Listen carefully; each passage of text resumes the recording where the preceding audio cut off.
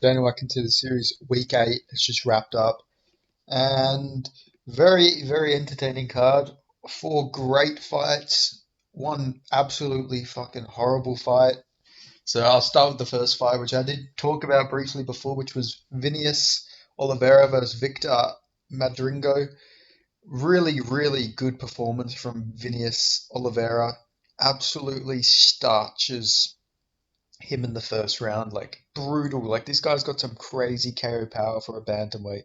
You do not see many bantamweights putting people out cold like that. So this guy's got some legit bricks in his hands, and he did get awarded a UFC contract. He definitely deserved it. I'm glad he got his contract. It was pretty clear he was going to get a contract. He's 19 and 3. He's 27 years old, I believe. Yeah, 27. He'll be 28 soon. Still young, bantamweight, very experienced. He's been fighting since 2015. He's got a lot of experience. So I really like this. I'm glad he got his signing. And then moving on, we had the fight between Ernesta Karakita and Carly Judas. Absolute amazing fight. This was honestly women's fight of the year in my opinion. Just a crazy back and forth fight. I had Ernesta winning this, but it could have honestly gone either way. These women were just slugging it out, and I loved every second of it. Amazing fight, great fight. And yeah, Dana White awards both of them contracts. They definitely both deserved it. I do not disagree at all. We need more entertaining women fighters like these two. These two go in there and they're not like pitter pattering each other. They're literally slugging it out, trying to take each other out. We need more women fighters like this, in my opinion. It would really, increase the level of excitement towards women fights if there were more like this. We need more Weili Zhang versus Joanna non-Jacek fights. That's what we need. Need more fights like that, and these two women will give us fights like that. Super entertaining, and yeah, I'm glad they both got contracts. Then we had another absolutely crazy fight, absolute barn burner in this fight between Danny Silva and Angel Pacheco. Fucking crazy. The output in this fight was insane. I thought it was going to be over early in the first. Danny Silva drops Angel Pacheco in the first. And I'm thinking, oh shit, well, there we go, that's it. But no, keeps fighting. Angel Pacheco just does not want to quit in that fight. He comes moving forward the whole time. He's getting battered, but he's still fighting. He's still putting up a good fight against Danny Silva. Danny Silva does win this 30-27, but that doesn't speak to how competitive Angel Pacheco was in every single round of this fight. He was not in there to quit. He was literally, you could tell how much he wanted that contract. And because of the war they had, the competitive back and forth nature of this fight, Danny Silva obviously wins a contract, but so does Angel Pacheco. Back to back fights where both the winner and the loser got contracts, and they both definitely deserved it. Fun, absolute fun scrap. You know, Pacheco just showed some crazy heart in there, but I'm very excited to see who they match both men up with. Danny Silva, really fun fighter. I would love to see down the line him versus Nate the Train Landwehr. That would just be an absolute barn burner, in my opinion. Fun fight. This was a great fight, man. You got to go watch, just rewatch the first three fights, and then skip over this next fight. So we had Mario Bizon. He he got the win in this fight by DQ. Wasn't even an illegal knee in my opinion. It looked like a legal knee, but he still gets the DQ win. Absolutely boring decision here. Now I love grappling. I wrestled myself. I did jiu-jitsu myself. I do really like grappling. Grappling, in my opinion, can be very fun. But Mario Pizin, Pizon was not doing anything with his grappling. He was literally just shooting for takedowns, trying to. He wasn't throwing any strikes in this fight. Honestly, Alexander Solidatkit landed way better shots, and he only landed three strikes in that fight. He landed a massive head kick. That Mario did take credit to him. He had a chin, but generally one of the worst fights I've ever seen. Especially, this is meant to be him fighting excitingly. This is meant to be him, trying to get the Dana White Contender Series contract. Just a terrible, terrible performance. I was shocked that Alexander Solidatkin got sort of ragdolled in there. Not even ragdolled, he kept getting back up, but really didn't really show much. He kept getting up, but yeah, it's just, I don't know, generally not a very good fight from both men. But honestly, I can see an argument for giving that fight to Saladatkin because I think that was a legal knee. It should be a TKO for Saladatkin, in my opinion. It was like I don't know. It looked legal to me, but they ruled it a DQ. If I was Saladatkin, I would be trying to overturn that. But he's not going to get a UFC contract regardless.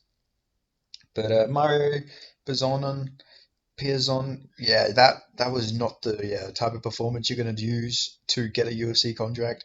Like generally, just one of the worst fights. He tried to lay and pray his way to a UFC contract. Like that is just not going to happen. Like he probably threw about 5 strikes, and that fight went for 3 rounds. And then, well, the third round didn't go for very long, but still, generally just a weird performance. And I don't want to talk about this fight anymore. It was honestly a chore to watch that fight. Like watching that was like, can it just fucking end already?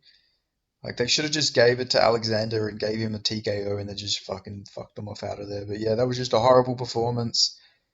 And yeah, neither get a contract, obviously. If Dana would have gave Mario Pizion a contract, it would have been one of the worst undeserving contracts ever. He needs to go and learn how to do damage with his takedowns or how to get better positions or something. Because yeah, he did not. He was not an entertaining fighter at all out there. That was the worst game plan I've ever seen if you want to get a UFC contract. But yeah, just a horrible performance. I hope that is the last we have to see of a fight like that. Because yeah, that was just so shit. I thought with the damage being the number one scoring criteria, people would stop fighting like that, but I was wrong. But anyway, moving on to better things. Danny Barlow gets a big first round KO over Raheem Forrest. Uh, I got one, two, three. I got 4 of my fights right, by the way, so I did really good for picks on this card. Danny Barlow, I said he would catch him, and this guy's hand literally sent him to God because Danny left-handed God Barlow is his nickname, and his left hand is a fucking piston. I said it. He's so powerful. He is so powerful. I said he reminded me of uh, what's his name? The guy Dwight Grant. Dwight Grant. That's it. I said he reminded me of Dwight Grant. I think he might be. He's better than Dwight Grant. I reckon. Has more than just his left hand. He was throwing some kicks. He's just so athletic, so quick, so powerful, and 79-inch reach. Just insane. Like he really just put that on Raheem Forrest. Literally had Raheem Forrest doing the fucking Kevin Lee chicken dance. Literally Raheem Forrest was like chicken dancing for about 10 seconds. I think he hit him right on the equilibrium. So he was literally just swinging all over the place. It was insane to see, if I'm being honest. Like it was crazy. But Danny Barlow gets him out of there. 7-0, undefeated, 28 years old, welterweight. Massive for the welterweight weight class, 6'2", 79-inch reach. I think this guy could win a lot of fights. Has a jiu-jitsu background too, I believe. He competed in combat jiu-jitsu. Has a submission win by Kimura. So honestly, I think he can do some good things in the welterweight division. I need to see him against a higher level competition, but Raheem Forrest isn't a bad win by any means. Like Raheem Forrest is really good, and Danny Barlow literally ran through him. And Raheem Forrest was giving Charlie Radke some problems in their fight. Like that wasn't like a one-sided fight. Like he actually almost had Raheem Forrest out. He almost had Radke out of there. So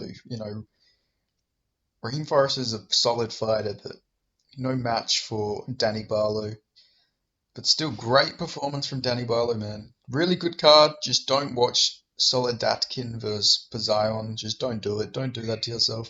Maybe if you hate someone and you really want to torture them, maybe tell them, oh yeah, come over. I got this fight to show you, and then just make them sit there and watch it for 15 minutes. Because yeah, it's literally they should use Mario Pazion versus Alexander Soldatkin for like torture because that's generally one of the worst fights you will ever see. Like, yeah, I'd rather shit in my hands than clap than watch that pile of shit again. It was fucking horrible, man. Really, really just bad fight. Just talking about it makes me fucking annoyed. Makes me yawn. It was that bad. But still good card, regardless of that co-main. But still, regardless, Danny Barlow gets a contract too. I didn't fully mention that, but yeah, he got a contract. So 6 contracts. And yeah, all the people who got contracts deserved it, in my opinion. Even the losers in their fights, they were fun fights. And yeah, that's it. Really good card. The co-main event was really ruining, the hype that the rest of the card did. But Danny Barlow brought it back, thankfully. But yeah, really good card. So yeah, if you made it this far, make sure you give this video a like and leave a comment. Let me know your thoughts on the fights. Let me know if you found Mario Bazayan versus Alexander Soldatkin entertaining, because if you did, you'd be the only person. So yeah, thanks for watching. Catch you next time.